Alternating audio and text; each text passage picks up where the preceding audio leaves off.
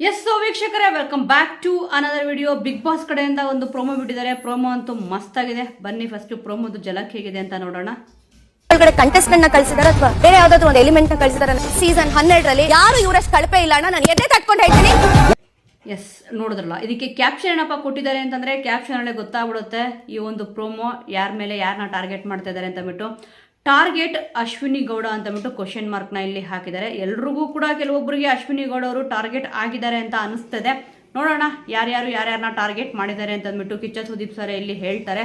ಸದ್ಯ ಇಲ್ಲಿ ಕಿಚ್ಚ ಸುದೀಪ್ ಸರ್ ಫಸ್ಟಿಗೆ ಪ್ರೋಮೋದಲ್ಲಿರೋ ಪ್ರಕಾರ ಕೇಳೋ ಕ್ವಶನ್ ಏನಪ್ಪ ಅಂತಂದ್ರೆ, ಮನೆಯಲ್ಲಿ ರಿಯಾಕ್ಷನ್ ಹೇಗಿದೆ ಈಗ ರಾಶಿಕ್ ಅವ್ರ ಕ್ಯಾಪ್ಟನ್ ಆಗಿರಲ್ಲ ಅದ್ರ ಬಗ್ಗೆ ಅಂತ ಅಂದ್ಬಿಟ್ಟು ಮೇಯ್ನ್ ಆಗಿ ಈ ಒಂದು ವಿಚಾರ ಮಾತಾಡಬೇಕಿತ್ತು. ಅದಕ್ಕೆ ಈ ಒಂದು ವಿಚಾರದ ಬಗ್ಗೆ ಇಲ್ಲಿ ಮಾತಾಡ್ತಾ ಇದ್ದಾರೆ. ಚೈತ್ರ ಅವ್ರು ಏನಪ್ಪಾ ಹೇಳ್ತಾರೆ ಅಂತಂದ್ರೆ, ಸೂರಜ್ ಅವ್ರಿಗೆ ಮತ್ತೆ ಅಶ್ವಿನಿ ಅವ್ರಿಗೆ ಇಲ್ಲಿ ರಾಶಿಕ್ ಅವ್ರ ಕ್ಯಾಪ್ಟನ್ ಆಗಿರೋದು ಇಷ್ಟ ಇಲ್ಲ ಅಂತ ಹೇಳ್ತಾರೆ. ಈಗ ಸೂರಜ್ ಅವರು ಕೂಡ ಒಪ್ಕೊಂಡ್ಬಿಟ್ಟಿದ್ದಾರೆ. ಅವ್ರು ಹೇಳಿದೇನಪ್ಪಾ ಅಂತಂದ್ರೆ, ಈಗ ಸೂರಜ್ ಅವರು ಮತ್ತೆ ಇಲ್ಲಿ ರಾಶಿಕ್ ಅವರು ಏನೊಂದು ಜಗಳ ಆಡಿದ್ರು, ಇಬ್ರು ಕೂಡ ಒಂದಾಗಿದ್ದಾರೆ, ಆರಾಮಾಗಿ ಕುತ್ಕೊಂಡು ಊಟ ಕೂಡ ಇಲ್ಲಿ ಮಾಡಿದ್ದಾರೆ. ಅಂದ್ರೆ ಅವ್ರಿಬ್ರು ಮಧ್ಯೆ ಏನೊಂದು ಪ್ರಾಬ್ಲಮ್ ಇತ್ತು ಅದನ್ನ ಸಾಲ್ವ್ ಮಾಡ್ಕೊಂಡಿದ್ದಾರೆ. ಇಲ್ಲಿ ಸೂರಜ್ ಅವರು ಹೇಳಿದೇನಪ್ಪ ಅಂತಂದ್ರೆ, ರಾಶಿಕ್ ಅವರು ಕ್ಯಾಪ್ಟನ್ ಆಗಿದ್ದು ಇಷ್ಟ ಇಲ್ಲ, ಹೌದು, ಆದ್ರೆ ಇದಕ್ಕೆ ಮೇಯ್ನ್ ಆಗಿ ಚೈತ್ರ ಅವ್ರ ಕಾರಣ ಅಂತ ಇಲ್ಲಿ ಹೇಳ್ತಿದ್ದಾರೆ. ಅಂದ್ರೆ ಅವ್ರು ಉಸ್ತುವಾರಿ ಸರಿಯಾಗಿ ಮಾಡ್ಲಿಲ್ಲ, ನಾನ್ ಕ್ಯಾಪ್ಟನ್ ಆಗ್ಬೇಕಿತ್ತು ಅನ್ನೋದ್ರ ಬಗ್ಗೆ ಅವ್ರದೊಂದು ಕ್ವಶನ್ ಇದ್ದಿದ್ದು. ಆದ್ರೆ ಚೈತ್ರ ಅವರು ಇದನ್ನ ತಿರುಗಿಸಿ ಹೇಳ್ತಾ ಇದ್ದಾರೆ. ಇದರ ಈ ಒಂದು ವಿಚಾರನ ಇಲ್ಲಿ ಕಿಚ್ಚ ಸುದೀಪ್ ಸರ್ ಖಂಡಿತವಾಗ್ಲೂ ಹೇಳ್ತಾರೆ. ಇಲ್ಲಿ ಸೂರಜ್ ಅವರು ಕೂಡ ಕೈ ಎತ್ತಿ ಮಾತಾಡೇ ಇರ್ತಾರೆ. ಇಲ್ಲಿ ರಾಶಿಕ ಕ್ಯಾಪ್ಟನ್ ಆಗಿರೋದು ಇಷ್ಟನೇ, ಆದ್ರೆ ಇಲ್ಲಿ ಉಸ್ತುವಾರಿ ಸರಿಯಾಗಿ ಮಾಡ್ಲಿಲ್ಲ ಅಂತ ಇಲ್ಲಿ ಹೇಳ್ತಾರೆ. ಏನೇ ಹೇಳಿದ್ರು ಕೂಡ ರಾಶಿಕ್ ಅವ್ರ ಕ್ಯಾಪ್ಟನ್ ಆಗಿರೋದವ್ರಿಗೆ ಇಷ್ಟ ಇದ್ದಿದ್ರೆ ಇದ್ರ ಬಗ್ಗೆ ಅವ್ರ ಮ್ಯಾಟ್ರೇ ಎತ್ತಬಾರ್ದಿತ್ತು. ಇದು ನನ್ನ ಒಂದು ಒಪಿನಿಯನ್. ನೋಡೋಣ ನೆಕ್ಸ್ಟ್ ಇಲ್ಲಿ ರಜತ್ ಅವ್ರು ಮಾತಾಡ್ತಾರೆ. ತುಂಬಾ ಈಸಿಯಾಗಿ ಸಾಲ್ವ್ ಆಗೋ ವಿಚಾರಗಳನ್ನ ತುಂಬಾ ಎಳ್ಕೊಂಡು ಹೋಗ್ತಾರೆ ಅಶ್ವಿನಿ ಅವರು ಅಂತ ಇಲ್ಲಿ ರಜತ್ ಅವರು ಕೂಡ ಇಲ್ಲಿ ಹೇಳ್ತಾರೆ. ಅವರು ಕೂಡ ಒಂದು ಚಿಕ್ಕ ಮ್ಯಾಟ್ರನ್ನ ತುಂಬಾ ದೊಡ್ಡದಾಗಿ ಎಳ್ಕೊಂಡು ಹೋದ್ರು. ಅಂದ್ರೆ ಸೂರಜ್ ಅವ್ರ ಮ್ಯಾಟ್ರು ರಾಶಿಕ್ ಅವ್ರ ಮ್ಯಾಟ್ರ್ ಏನಿತ್ತು ಅದನ್ನ ತುಂಬಾ ದೊಡ್ಡದಾಗಿ ಎಳ್ಕೊಂಡು ಹೋದ್ರು. ಮತ್ತೆ ಇಲ್ಲಿ ಕ್ಯಾಪ್ಟನ್ಸಿ ರೇಸ್ ಆದ್ಮೇಲೆ ಇಲ್ಲಿ ರಜತ್ ಅವರು ಮಾತಾಡೋ ಅವಶ್ಯಕತೆನೇ ಇಲ್ಲಿ ಇರಲಿಲ್ಲ. ಆಲ್ಮೋಸ್ಟ್ ಅಬ್ಸರ್ವ್ ಮಾಡಿರ್ತೀರಿ, ಆಟ ಆಡಕ್ ಬರಲ್ಲ ಏನಿಲ್ಲ, ಸುಮ್ನೆ ಬಂದ್ಬಿಡ್ತಾರೆ ಅಂತ ಬೈಯೋದಿರ್ಬೋದು. ಮತ್ತೆ ಇಲ್ಲಿ ಕಾವ್ಯ ಅವ್ರಿಗೆ ಹೇರ್ ಕಲರಿಂಗ್ ಮಾಡ್ಬೇಕಾದ್ರೂ ಕೂಡ ಅಷ್ಟೇ, ಎಲ್ರೂ ಕೂಡ ಟ್ರಿಗರ್ ಆಗ್ಬೇಕು ಆ ರೀತಿಯಾಗಿ ಇಲ್ಲಿ ರಜತ್ ಅವ್ರು ಮಾತಾಡಿದ್ರು. ಅದಕ್ಕೆ ಇಲ್ಲಿ ಅಶ್ವಿನಿ ಅವರು ಕೂಡ ಇಲ್ಲಿ ಮಾತಾಡ್ತಾರೆ, ಅಣ್ಣ ರಜತ್ ಯಾಕೆ ಇಷ್ಟು ಸ್ಟುಪಿಡ್ ಆಗಿ ಮಾತಾಡ್ತಾವನೆ ಅಂತ ನೋಡಿ ಅವ್ರ ಕಣ್ಣಲ್ಲಿ ನೀರೇ ಬಂದ್ಬಿಟ್ಟಿದೆ. ಅಶ್ವಿನಿ ಅವರು ಆಲ್ಮೋಸ್ಟ್ ಆಗಿ ಕಿಚನ ಪಂಚಾಯತಿಲಿ ಜಾಸ್ತಿ ಹತ್ತಿಲ್ಲ, ಇದೇ ಒಂದು ಎಪಿಸೋಡ್ ಅಲ್ಲಿ ಇಲ್ಲಿ ಅಳ್ತಿರೋದು, ಕಣ್ಣಲ್ಲಿ ನೀರ್ ಹಾಕೊಂಡು ಹೇಳ್ತಾರೆ, ಸ್ವಲ್ಪ ಬೇಜಾರಾಗುತ್ತೆ. ನನಗೆ ಅರ್ಥ ಆಗ್ತಾ ಇಲ್ಲ, ಅನ್ನೆಸೆಸರಿ ಆಗಿ ಟಾರ್ಗೆಟ್ ಮಾಡ್ತಾವ್ರೆ ರಜತ್ ಮತ್ತೆ ಚೈತ್ರ ಅವರು ಅಂತ ಬಿಟ್ಟು. ಅನ್ನೆಸೆಸರಿ ಆಗಿ ಒಂದು ಕೆಲವೊಂದು ವಿಚಾರದಲ್ಲಿ ಇಲ್ಲಿ ರಜತ್ ಅವರು ಟಾರ್ಗೆಟ್ ಮಾಡಿದ್ದಾರೆ. ನಾಮಿನೇಷನ್ ಮಾಡ್ಬೇಕಾದ್ರೆ 4 ಓಟ್ಗಳು ಅಂದ್ರೆ ಅವ್ರು 4 ಜನ ನಾಮಿನೇಟ್ ಮಾಡಬೇಕು ಅಂತ ಬಿಟ್ಟು ಇಲ್ಲಿ ಚೈತ್ರ ಅವರು ಒಂದು ಅಧಿಕಾರ ಕೊಡ್ತಾರೆ. ಬಟ್ ಅದು ಅನ್ನೆಸೆಸರಿ ಅಂತ ಕೂಡ ಇಲ್ಲಿ ಗೊತ್ತಾಗುತ್ತೆ. ಅಂದ್ರೆ ಕೆಲವೊಬ್ಬರಿಗೆ ಒಂದೊಂದು ಒಪಿನಿಯನ್ ಇರುತ್ತೆ ಇಲ್ಲಿ ಕೊಟ್ಟರು. ಅಂದ್ರೆ ಅವರು ಇವ್ರು ಸಪೋರ್ಟ್ ಮಾಡೋದು ರಜತ್ ಅವ್ರಿಗೆ ಚೈತ್ರ ಅವ್ರಿಗೆ ರಜತ್ ಅವರು ಈ ರೀತಿಗೆ ಸಪೋರ್ಟ್ ಮಾಡ್ಕೊಂಡಿದ್ದಾರೆ. ಕಳೆದ ಸೀಸನ್ ಅಲ್ಲೂ ಕೂಡ ಇಬ್ರು ಬಂದಿದ್ರು, ಈ ಸೀಸನ್ ಅಲ್ಲೂ ಕೂಡ ಇಲ್ಲಿ ಬಂದಿರಕ್ಕೆ ಇಬ್ರು ಒಬ್ರಿಗೊಬ್ರು ಸಪೋರ್ಟ್ ಮಾಡ್ಕೊಂತಿದ್ದಾರೆ. ಆದ್ರೆ ಇವ್ರನ್ನೇ ಟಾರ್ಗೆಟ್ ಮಾಡ್ತಾ ಇದ್ದಾರೆ ಅನ್ನೋದು ಕೆಲವೊಂದು ವಿಚಾರದಲ್ಲಿ ನೀಟಾಗಿ ಕಾಣಿಸ್ತದೆ. ಒಂದು ಉಸ್ತುವಾರಿ ವಿಚಾರ ಅಂತ ಬಂದಾಗ ಅವ್ರು ಸರಿಯಾಗಿ ಆಡಲ್ಲ ಅಂತ ಇಲ್ಲಿ ಹೇಳಿದಿರ್ಬೋದು. ಕೆಲವೊಂದು ಪಾಯಿಂಟ್ಗಳು ಕರೆಕ್ಟ್ ಆಗಿ ಹೇಳಿದ್ದಾರೆ, ಬಟ್ ಕೆಲವೊಂದು ಪಾಯಿಂಟ್ಗಳು ಇಲ್ಲಿ ಮಿಸ್ಟೇಕ್ ಆಗಿ ಹೇಳಿದ್ದಾರೆ ರಜತ್ ಅವರು ಕೂಡ.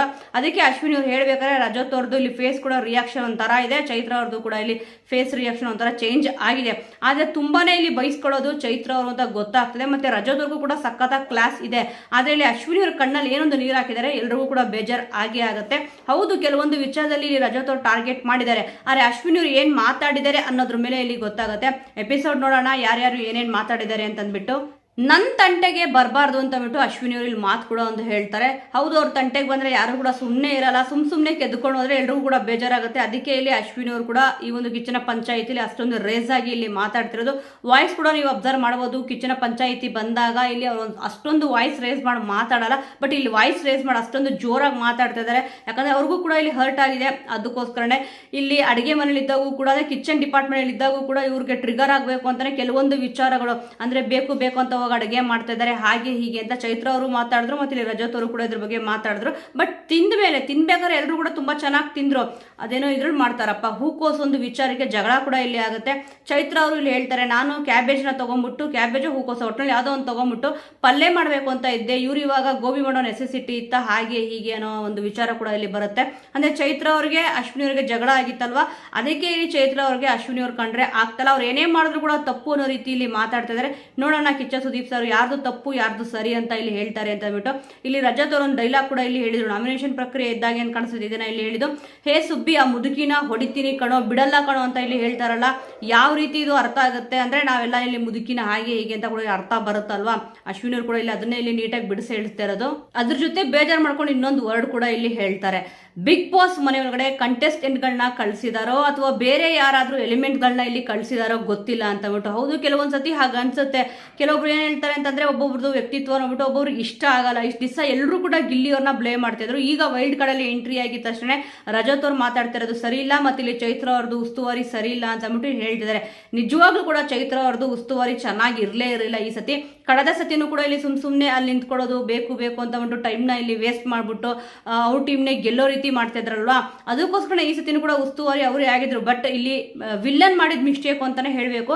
ಇಲ್ಲಿ ಸ್ಪಂದನ ಅವರು ಎಲ್ಲದರಲ್ಲೂ ಕೂಡ ಇಲ್ಲಿ ಉಸ್ತುವಾರಿ ಮಾಡಬೇಕಿತ್ತು. ಯಾಕಂದ್ರೆ ಇಲ್ಲಿ ವಿಲ್ಲನ್ ಏನೊಂದು ಅಧಿಕಾರ ಕೊಡ್ತಾರೋ ಇಲ್ಲಿ ಚೈತ್ರ ಅವರು ಅದನ್ನ ತಗೊಂತಾರೆ ಅಂತ ವಿಲ್ಲನ್ಗೂ ಕೂಡ ಇಲ್ಲಿ ಗೊತ್ತಿತ್ತು. ಅದಕ್ಕೆ ಒಂದು ಅಧಿಕಾರ ಕೊಟ್ಟರು.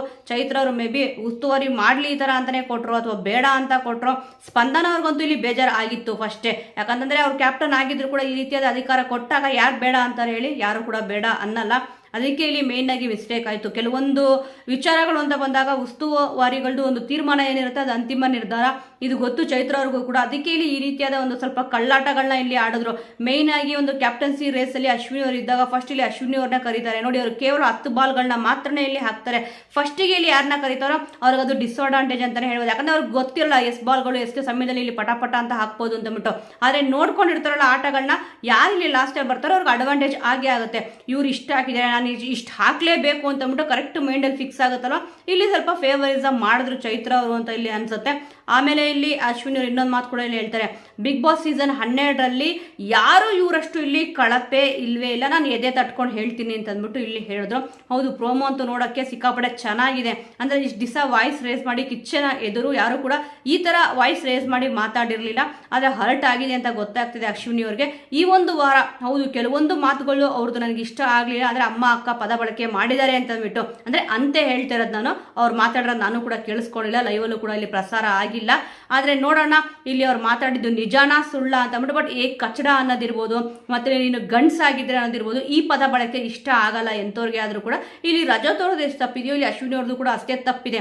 ಯಾರು ಕೂಡ ಅನಿಸ್ಕೊಳ್ಳೋಕೆ ಇಲ್ಲಿ ಬಂದಿರಲ್ಲ. ಹೌದು, ಸ್ವಲ್ಪ ಸಹನೆ ಅನ್ನೋದು ಇರಬೇಕಾಗತ್ತೆ. ಬಟ್ ಈ ಒಂದು ವಿಚಾರದಲ್ಲಿ ಅವ್ರನ್ನೇ ಟಾರ್ಗೆಟ್ ಮಾಡಿದಾಗ ಈ ರೀತಿಯಾಗಿ ಬಂದೇ ಬರುತ್ತೆ. ಆದರೆ ಬೇರೆ ಇಲ್ಲಿ ಮಾತಾಡೋದಿತ್ತು, ಗಂಡ್ಸಲ್ಲ ಅನ್ನೋದು ಮತ್ತೆ ಕಚಡ ಅನ್ನೋದು, ಥೂ ಅಂತ ಉಗಿಯೋದು. ಬಟ್ ಇದನ್ನ ಬಿಟ್ಟು ಬೇರೆ ಯಾವುದಾದ್ರೂ ಪದ ಬಳಕೆ ಮಾಡಿದ್ರೆ ಚೆನ್ನಾಗಿರೋದು. ನೋಡೋಣ ಈ ಒಂದು ವಿಚಾರನ ಇಲ್ಲಿ VT ಪ್ಲೇ ಮಾಡಿ ತೋರಿಸ್ತಾರಾ ಇಲ್ವಾ ಅಂತ ಅಂದ್ಬಿಟ್ಟು. ಅಶ್ವಿನಿ ಅವ್ರ ಮೇಲೆ ಇಲ್ಲಿ ರಜತ್ ಅವ್ರು ಬ್ಲೇಮ್ ಮಾಡಿರೋದು ಅಮ್ಮ ಅಕ್ಕ ವಿಚಾರನ ಇಲ್ಲಿ ಮಾತಾಡಿದ್ರು ಅಂತ ಅಂದ್ಬಿಟ್ಟು. ಅಂದ್ರೆ ಈ ರೀತಿಯಾದ ಒಂದು ಪದ ಬಳಕೆ, ಕೆಟ್ಟ ಪದ ಬಳಕೆಗಳನ್ನ ಇಲ್ಲಿ ಮಾತಾಡಿದ್ದಾರೆ ಅಂತ ಹೇಳಿದ್ದಾರೆ. ನೋಡೋಣ ವೀಕ್ಷಕರೇ, ಸದ್ಯ ಯಾರ್ದು ತಪ್ಪು ಯಾರ್ದು ಸರಿ ಅಂತ ಅಂದ್ಬಿಟ್ಟು ಗೊತ್ತಾಗುತ್ತೆ. ಸೊ ವೀಕ್ಷಕರೇ, ಈ ಒಂದು ಪ್ರೋಮೋ ನೋಡಿ ನಿಮ್ಗೆ ಏನನ್ನಿಸ್ತು? ಯಾರ್ದು ತಪ್ಪು ಯಾರ್ದು ಸರಿ? ನಿಮ್ಮ ಸಪೋರ್ಟ್ ಯಾರಿಗಿದೆ? ಇಲ್ಲಿ ಯಾರು ಕರೆಕ್ಟ್ ಆಗಿ ಮಾತಾಡಿದ್ರು ಅನ್ನೋದನ್ನ ಮಿಸ್ ಮಾಡದೆ ಕಮೆಂಟ್ ಮೂಲಕ ತಿಳಿಸಿ. ಮುಂದಿನ ವಿಡಿಯೋದೊಂದಿಗೆ ಮತ್ತೆ ಸಿಗೋಣ.